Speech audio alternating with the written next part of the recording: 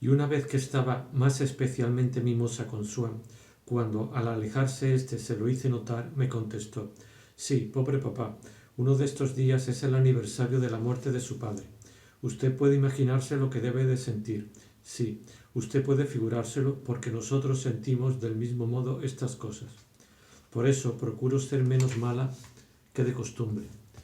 «Pero si a él no le parece usted mala, le parece perfecta. Pobre papá, es demasiado bueno».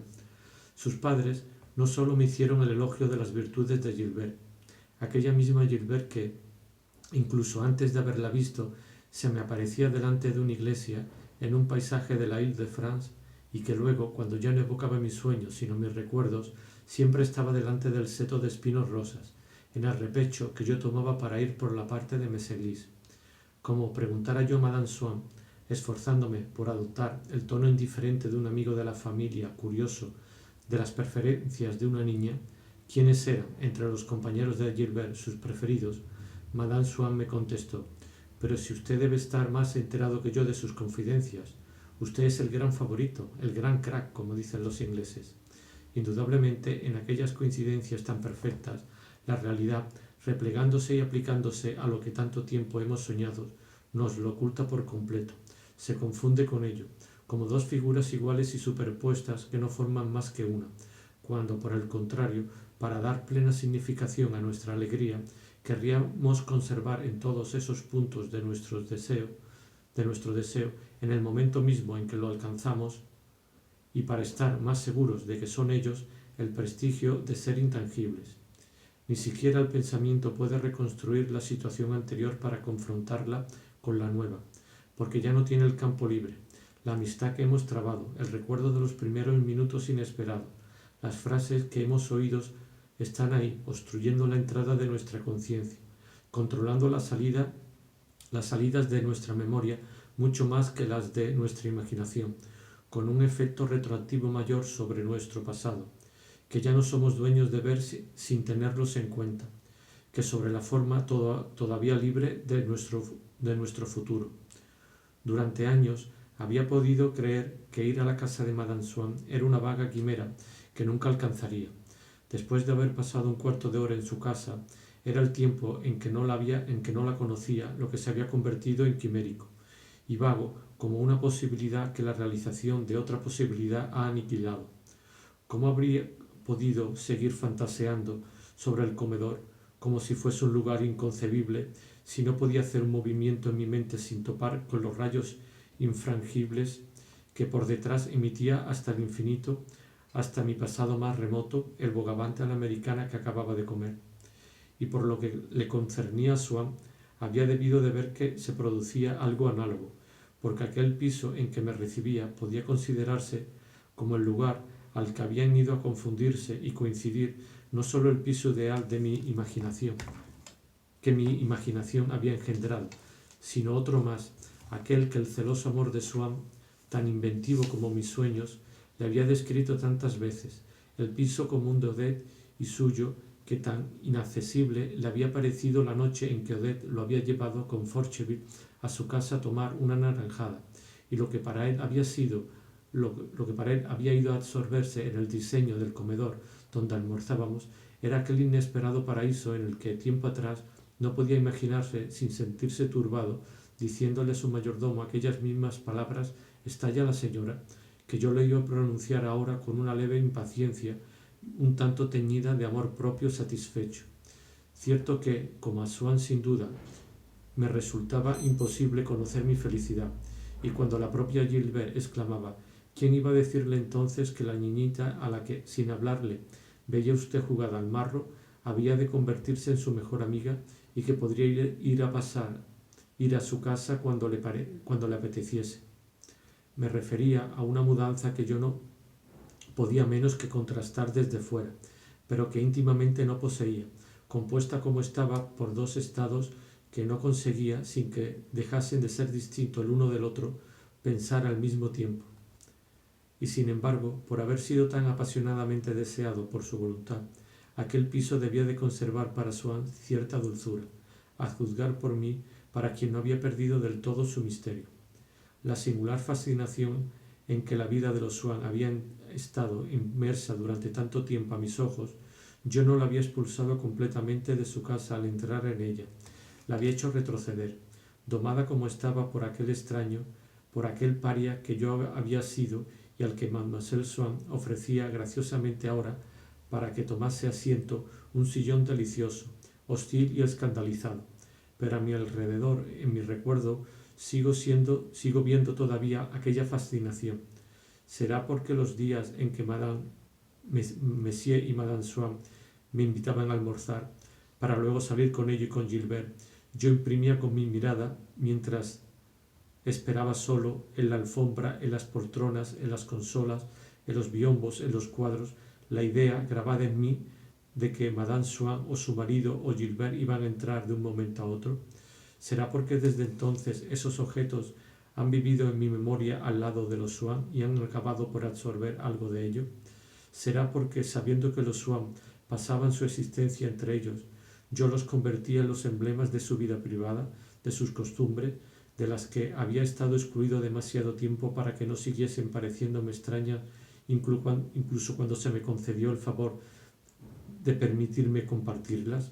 El caso es que siempre que pienso en aquel salón, que a Swann le parecía, sin que semejante crítica implicase de su parte una intención de contrariar para nada los gustos de su mujer, tan heterogéneo, porque, aun concebido como todavía lo estaba, según el gusto mitad invernadero, mitad atelier, que era el del piso donde la había conocido, Odette había empezado a sustituir en aquel revoltijo diversos objetos chinos que ahora le parecían un poco bisutería y muy de segunda, por una multitud de mueblecillos tapizados con viejas sedas Luis XIV, sin contar las obras maestras que Swann había traído del palacete del Quai d'Orléans.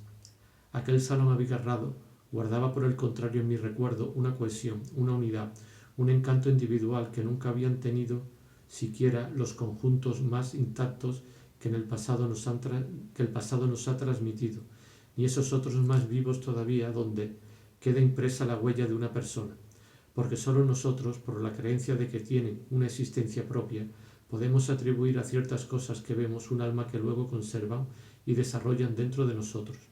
Todas las ideas que yo me había hecho sobre las horas, distintas de las que existen para los demás hombres que pasaban los Swann en aquel piso, que era para el tiempo cotidiano de su vida lo que el cuerpo es para el alma y que debía expresar su singularidad, todas esas ideas estaban repartidas, amalgamadas, igual de inquietantes e indefinibles en todas partes, en el emplazamiento de los muebles, en el espesor de las alfombras, en la orientación de las ventanas, en el servicio de los criados.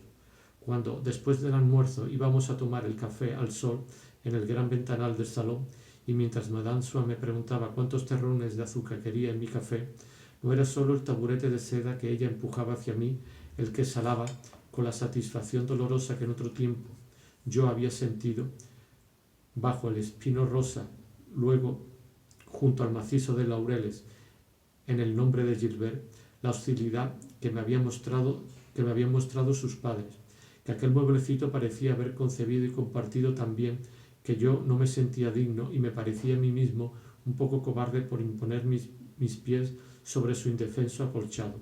Un alma personal lo unía secretamente a la luz de las 2 de la tarde, tan distinta de lo que era en cualquier otro punto en el golfo donde aquella luz hacía jugar a nuestros pies sus ondas de oro, entre las que los azulinos divanes y los vaporosos tapices emergían como islas encantadas. Y no había nada, ni siquiera el cuadro de Rubén colgado encima de la chimenea, que no tuviese el mismo género y casi la misma intensidad de fascinación que los botines de cordones de Monsieur Swann y aquel abrigo con esclavina del que tanto deseo había sentido de llevar uno parecido, mientras que Odette rogaba a su marido sustituirlo por otro, para estar más elegante, cuando yo les hacía el honor de salir en su compañía. También ella iba a vestirse, aunque yo hiciese protesta de que ningún vestido de calle igualaría ni de lejos la maravillosa bata de que responde china o de seda, color rosa viejo, cereza, rosa, tiepolo, blanca, malva, verde, roja, amarilla lisa o estampada, con la que Madame Swann había almorzado y que iba a quitarse, Cuando yo le decía que habría debido salir así, ella se echaba a reír burlándose de mi ignorancia o halagada por mi cumplido. Se disculpaba por tener tantas batas, afirmando que solo se sentía a gusto dentro de ellas y nos dejaba para ir a vestirse una de aquellas toilettes soberanas que se imponían a todos, y entre las que, sin embargo, a veces era llamado para elegir la que yo prefería que se pusiese. Y qué orgulloso me sentía en el jardín de aclimatación cuando nos apeábamos del coche y caminaba al lado de Madame Swann. Mientras ella, en su andar indolente, dejaba flotar su abrigo, yo le lanzaba miradas de admiración a las que correspondía, coqueta, con una larga sonrisa. Si entonces encontrábamos algún amigo o alguna amiga de Gilbert que nos saludaba de lejos, entonces era yo el mirado por ello como uno de aquellos seres que yo tanto había envidiado, uno de aquellos amigos de Gilbert que conocían a su familia y estaban mezclados a la otra parte de su vida, la que no transcurría en los campos elíseos. A menudo, en las alamedas del Bois o del jardín de aclimatación, nos cruzábamos y éramos saludados por esta o aquella gran dama amiga de Swann, a quien a veces él no veía y que tenía que señalarle su mujer. Charles, ¿no ve a Madame Montmorency? Y Swann, con la sonrisa amistosa debida a una larga familiaridad, se descubría, sin embargo, rendidamente con una elegancia que sólo él poseía. En ocasiones la dama se paraba, feliz de poder hacer a Madame Swann un cumplido que no acarrearía consecuencias y del que era sabido que ella no trataría de sacar provecho alguno, porque Swann la había acostumbrado a mantener una actitud reservada. No por eso había dejado de asimilar todos los modales del gran mundo, y por elegante y noble de prestancia que fuese la dama, Madame Swann siempre la igualaba en ello. Paraba un instante junto a la amiga que su marido acababa de encontrar, nos presentaba con tanta desenvoltura a Gilbert y a mí, ponía tanta libertad y tanta calma en su amabilidad que hubiese sido difícil decir cuál de las dos, entre la mujer de Swann y la aristócrata paseante, era la gran dama. El día en que habíamos ido a ver a los cingaleses, a la vuelta vimos, viniendo hacia nosotros y seguida por otras dos que parecían escoltarlas, a una dama de edad pero todavía hermosa, envuelta en un abrigo de tono oscuro y tocada con un capotillo anudado bajo el cuello por dos cintas. Mira, ahí tiene a una persona que va a interesarle, me dijo Swann. A 3 pasos de nosotros ahora la vieja dama nos sonreía con una dulzura cariñosa. Swann se descubrió. Madame Swann se agachó con una reverencia y quiso besar la mano de la dama, parecida a un retrato de Winterhalter, que la levantó y le dio un beso. Y usted póngase el sombrero, le dijo a Swann, con una voz gruesa y algo huraña en el tono de amiga familiar. Voy a presentarle a su Alteza Imperial, me dijo Madame Swann. Swann me llevó aparte un instante mientras Madame Swann hablaba del buen tiempo y de los animales recién llegados al jardín de aclimatación con la Alteza. Es la princesa Matilde, me dijo. Ya sabe, la amiga de Flaubert, de Saint-Beuve, de Dumas. Imagínese, la sobrina de Napoleón I. La pidieron en matrimonio Napoleón III y el emperador de Rusia. ¿No es interesante? Dígale algo. Pero no me gustaría que no estuviese aquí una hora de plantón. Me he encontrado con Tain y me ha dicho que la princesa estaba peleada con él, dijo Swann. Se ha portado como un cochino, replicó ella con voz ruda y pronunciando la palabra como si hubiese sido el nombre del obispo contemporáneo de Juana de Arco. Después del artículo que ha escrito sobre el emperador, le he dejado una tarjeta con PPC. Mi sorpresa era la misma que se siente al abrir la correspondencia de la duquesa de Orleans, princesa palatina de nacimiento. Y, en efecto, la princesa Matilde, animada por sentimientos tan franceses, lo vivía con la honesta rudeza de la Alemania de otros tiempos y que sin duda había heredado de su madre lutemburguesa, porque en cuanto sonreía, su franqueza algo zafia y casi masculina se endulzaba de languidez italiana, y el conjunto iba envuelto en una toilette tan segundo imperio que, a pesar de que sin duda la princesa solo la llevase por apego a las modas que había amado, parecía haber tenido la intención de no cometer una falta de reconstrucción histórica y responder a la expectativa de quienes esperaban de ella la evocación de otra época. Sugería a Swann que le preguntase si había conocido a Musset. Muy poco, señor, respondió ella, fingiéndose contrariada, y, en efecto, dada la intimidad que tenía con Swann, solo en broma lo llamaba señor. Lo tuve a cenar una vez, le había invitado para las 7, y a las 7:30, como no había llegado, nos sentamos a la mesa. Llega él a las 8, me saluda, se sienta, no abre la boca, y se marcha después de cenar sin que yo haya oído el sonido de su voz. Estaba borracho perdido, y eso no me animó mucho a probar otra vez. Swann y yo estábamos un poco aparte. Espero que esta sesioncita no se prolongue, me dijo. Me duele la planta de los pies. No entiendo por qué mi mujer le da conversación. Luego será ella la que se queje de estar cansada. Y yo no puedo soportar estas paradas a pie quieto. En efecto, Madame Swann tenía la noticia de Madame Bontemps. Estaba diciéndole a la princesa que el gobierno, comprendiendo al fin su grosería, había decidido mandarle una invitación para asistir a las tribunas a la visita del zar Nicolás, que el zar Nicolás debía hacer 2 días más tarde a los inválidos. Mas la princesa, que a pesar de las apariencias, a pesar de los personajes de que se rodeaba, artistas y literatos sobre todo, seguía siendo en el fondo y siempre que tenía que actuar, sobrina de Napoleón. Sí, señora, me ha llegado esta mañana y la he devuelto al ministro, que a esta hora ya la habrá recibido. Le he dicho que yo no necesito invitación para ir a los inválidos. Si el gobierno desea que vaya, no será desde luego una tribuna, sino nuestro panteón, donde está la tumba del emperador. Para eso no necesito tarjetas de invitación, tengo mis llaves. Entro cuando quiero. El gobierno solo tiene que hacerme saber si desea que vaya o no, pero si voy será ahí o a ninguna parte. En ese momento, Madame Swann y yo fuimos saludados por un joven que le dio las buenas tardes sin pararse, y que yo no sabía que ella conociese, Bloch. A una pregunta que le hice, Madame Swann me dijo que se lo había presentado Madame Bontemps y que estaba agregado al gabinete del ministro, cosa que yo ignoraba.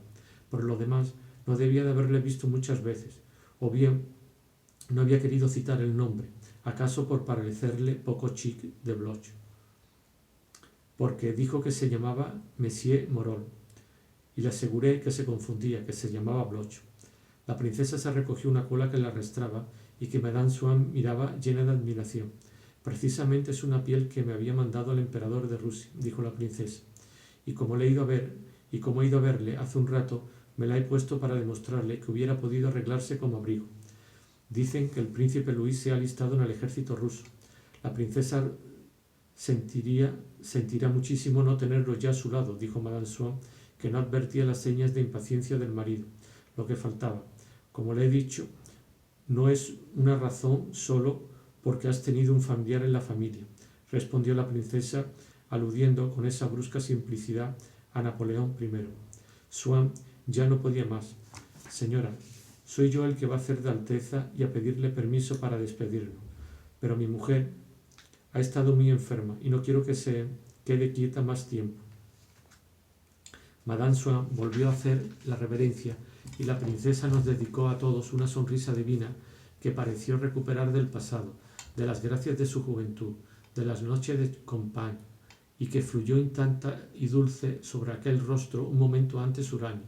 Luego se alejó seguida por las 2 damas de honor que, al modo de los intérpretes de las niñeras o las enfermeras, se habían limitado a salpicar nuestra conversación con frases insignificantes y explicaciones superfluas.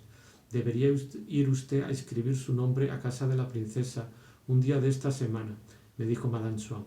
No se les dobla el pico de Bristol a todas estas realezas, como dicen los ingleses, pero le invitará si usted se apunta.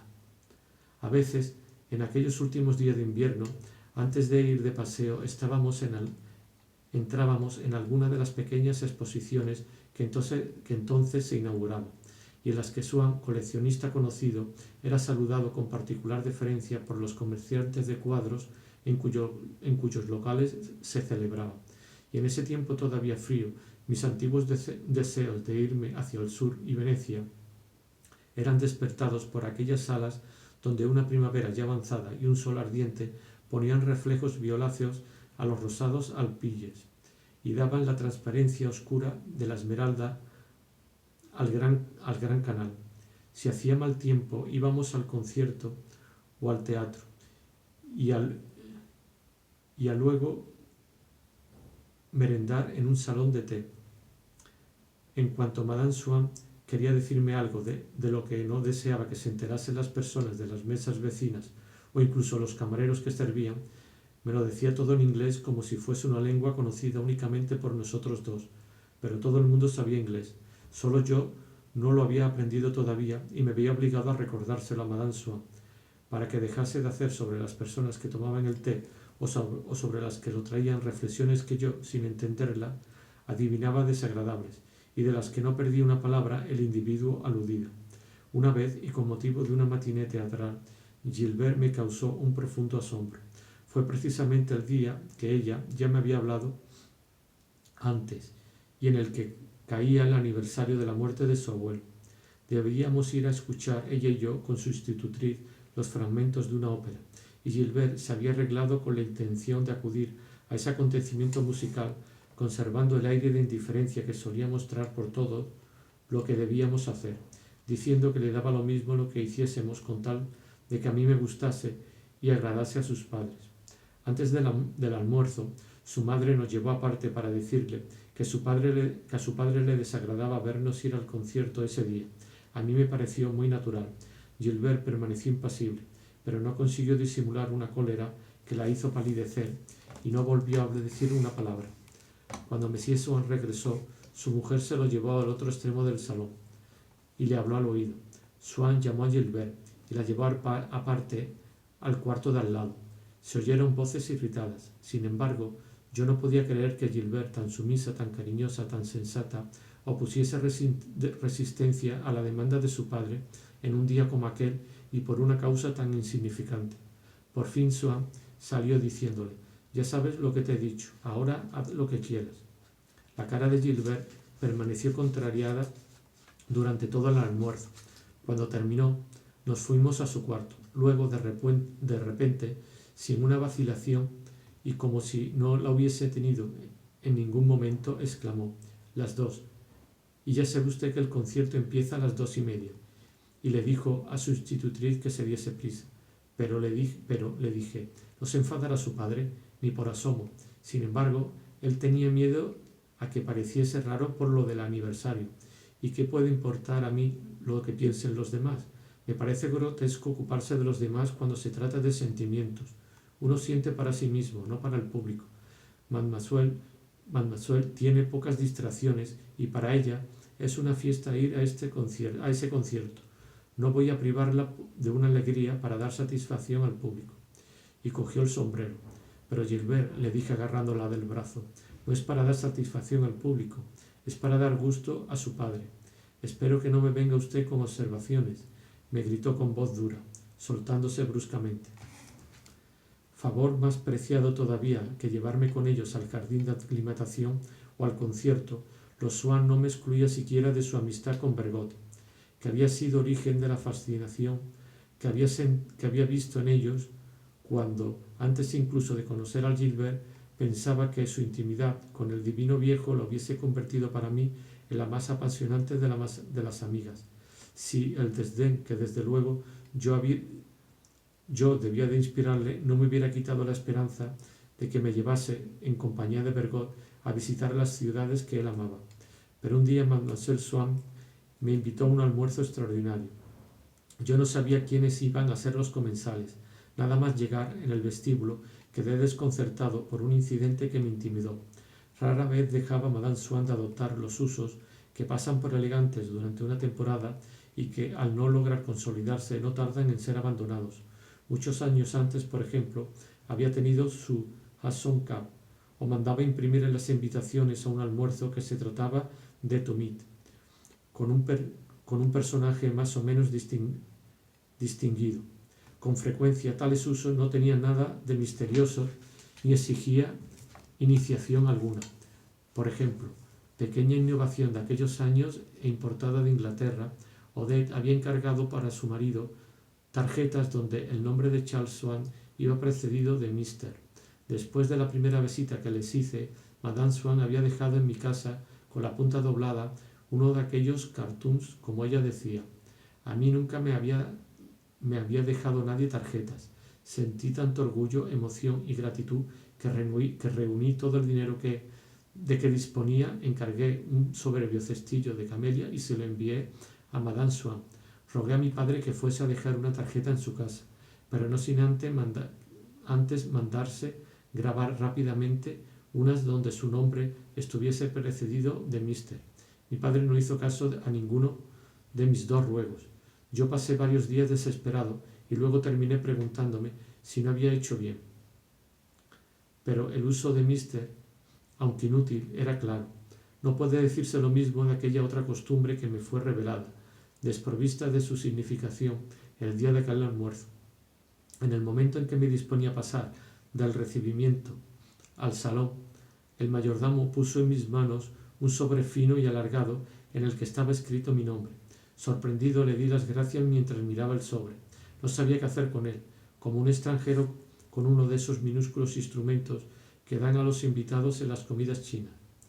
Vi que estaba cerrado. Tuve miedo de ser indiscreto si lo abría en el acto y me lo guardé en el bolsillo con aire de enterado.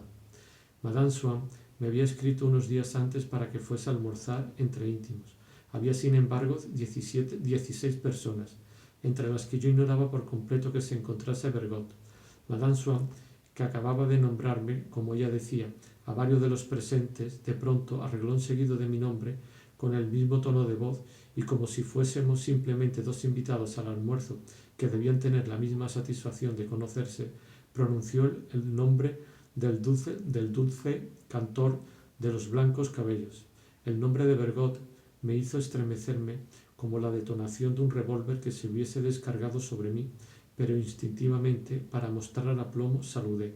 Delante de mí, como esos prestidigitadores que vemos intactos y con levita entre el polvo de un disparo del que sale volando una paloma, me devolvía el saludo un hombre joven, tosco, menudo, fornido y miope, de nariz roja en forma de concha de caracol y de perilla negra.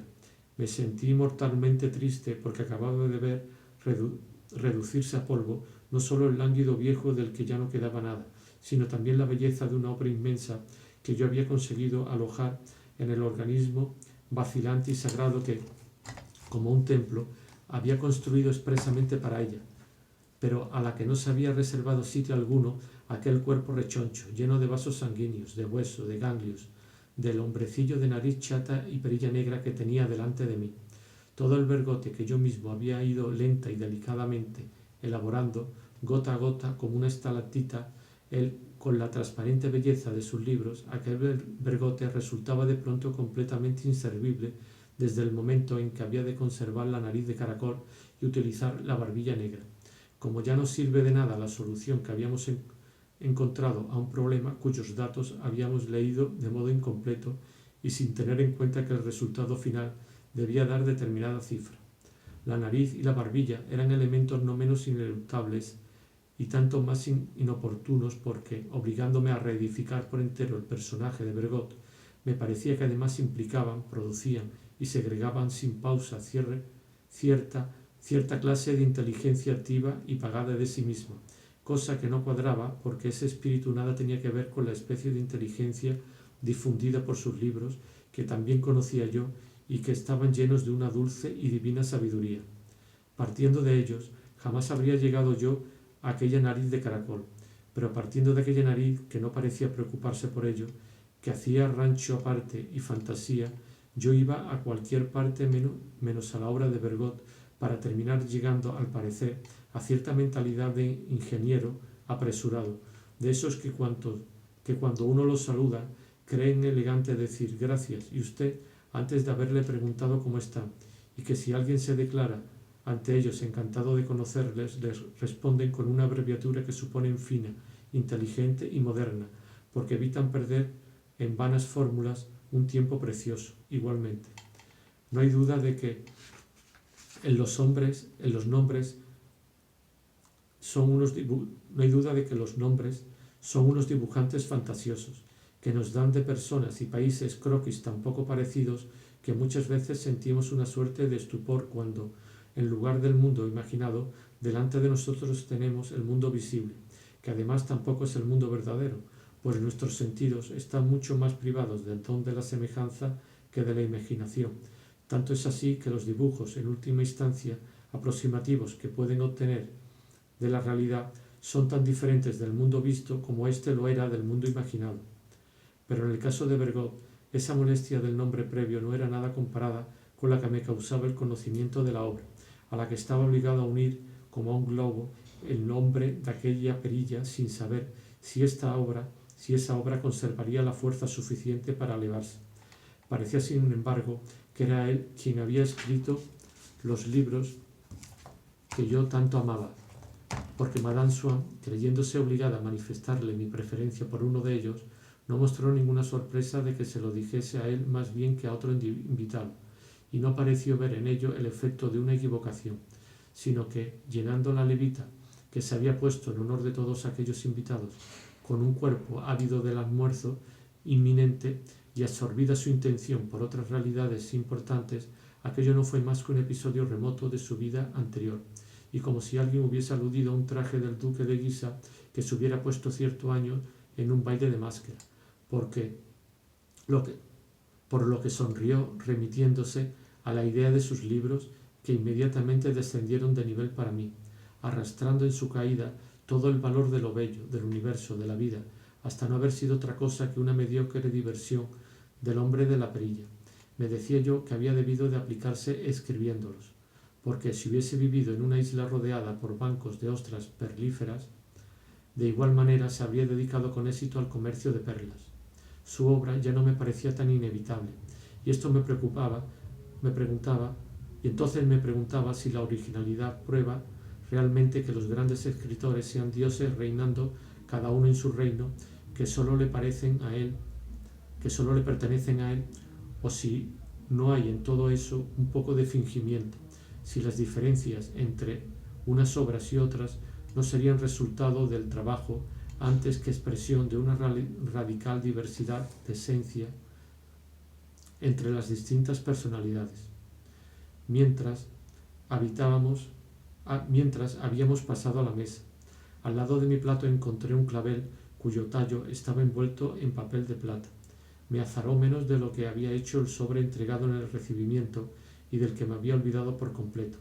Aquella costumbre, sin embargo, igual de nueva para mí, me pareció más inteligible a la vez que al ver a todos los invitados del sexo masculino apoderarse de un clavel análogo que acompañaba su cubierto e introducirlo en el ojal de su levita.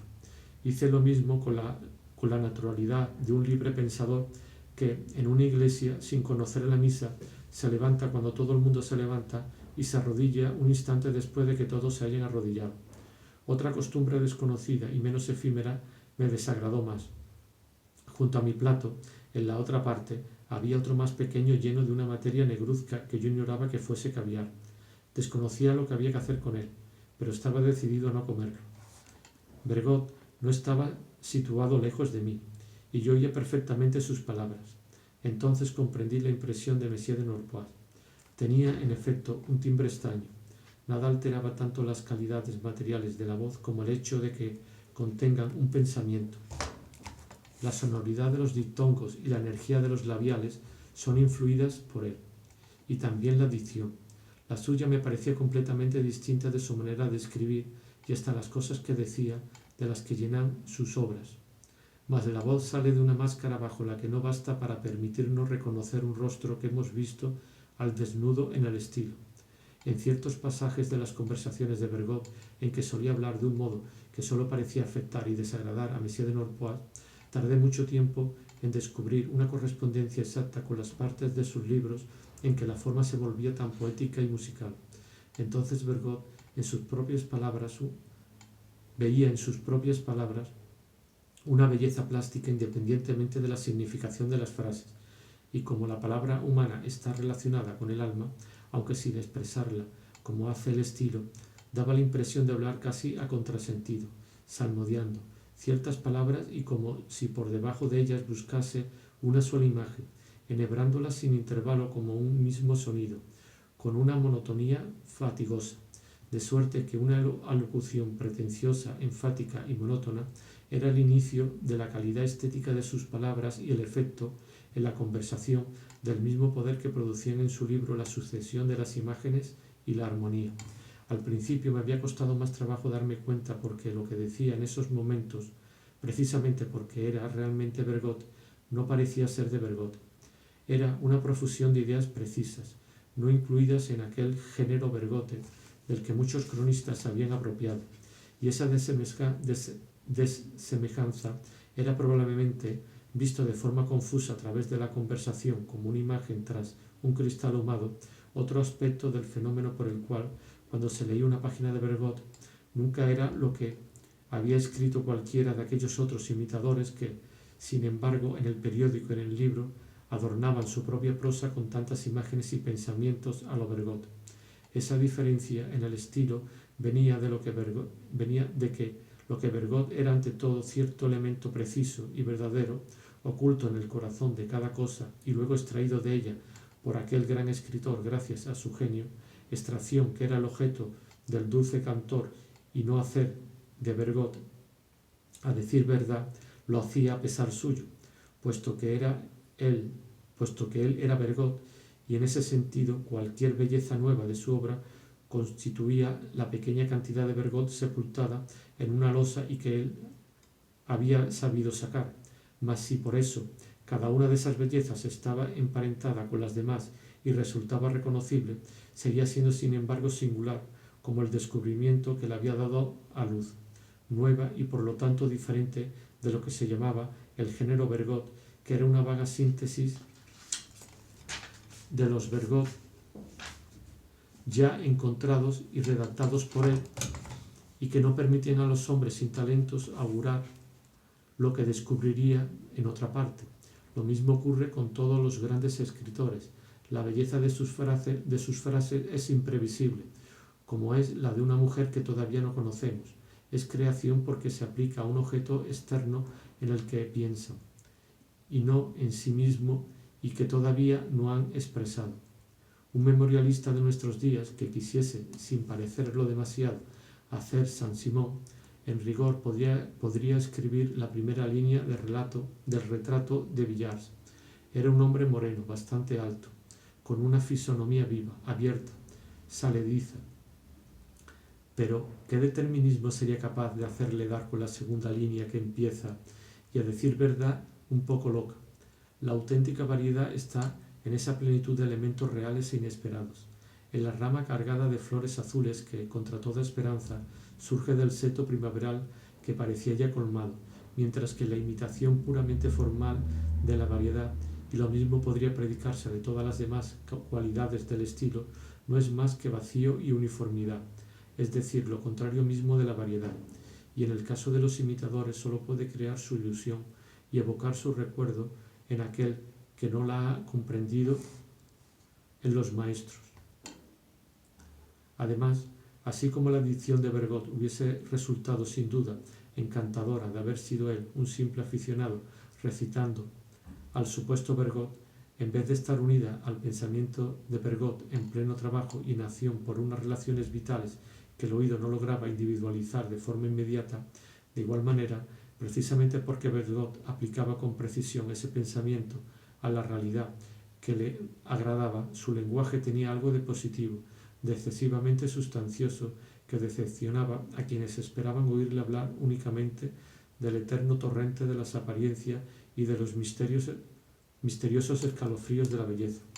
Por último, la calidad siempre rara y nueva de lo que escribía se traducía en su conversación por un modo tan sutil de abordar las cuestiones, despreciando todos sus aspectos ya conocidos, que daba la impresión de abordarlas por un lado insignificante, de caer en falsedades, de hacer paradojas, y así sus ideas parecían la mayoría de las veces confusas, dado que cada cual